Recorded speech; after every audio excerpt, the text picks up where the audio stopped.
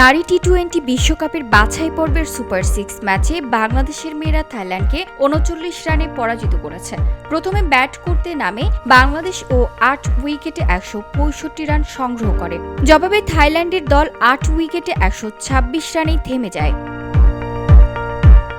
Run তাড়া করার সময় কখনোই জয়ের মতো অবস্থায় থাকতে পারেনি থাইল্যান্ড। ওপেনার নাথাকান চান্তুম ৪১ বলে ৪৬, নানাপাত ২৯ বলে ২৯ এবং অধিনায়ক নারুমেল চাইওয়াই ২৮ বলে ৩০ রান করেন। বাকিরা কেউই ১০-এর ঘর ছুঁতে পারেননি।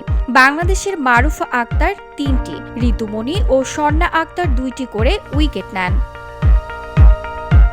ব্যাটিংয়ে বাংলাদেশ শুরুতে হতাশাজনক পরিস্থিতির মুখে পড়ে। টসে হেরে ব্যাট করতে নেমে প্রথম বলেই ওপেনার দিলারা আক্তারের উইকেট হারায়। ৯ বলে ১১ রান করে আউট হন।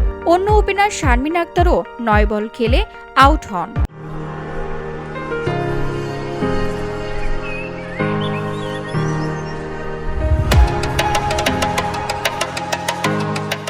এরপর জোয়ারিয়া ফেরদৌস এবং সোবহানা মোস্তারি দ্বিতীয় উইকেটে ১১০ রানের বড় জুটি গড়ে দলের ইনিংস সামলান। জোয়ারিয়া ৪৫ বলে ৩-৪ এবং ৪ ছক্কায় ৫৬ রান করেন, আর সোবানা ৪২ বলে ৯-৪ ও ১ ছক্কায় ৫৯ রানের ইনিংস খেলেন।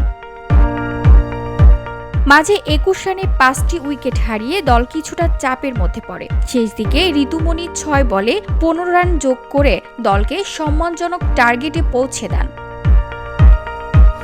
এই জয় বাংলাদেশের নারী দলকে সুপার 6 আরও আত্মবিশ্বাসী অবস্থানে নিয়ে এসেছে। ম্যাচের শুরু থেকেই দল আত্মবিশ্বাসের সঙ্গে খেলেছেন এবং বোলিং ও ব্যাটিংয়ে দুটোতেই সমন্বয় দেখিয়েছেন। VOD Bangla news desk.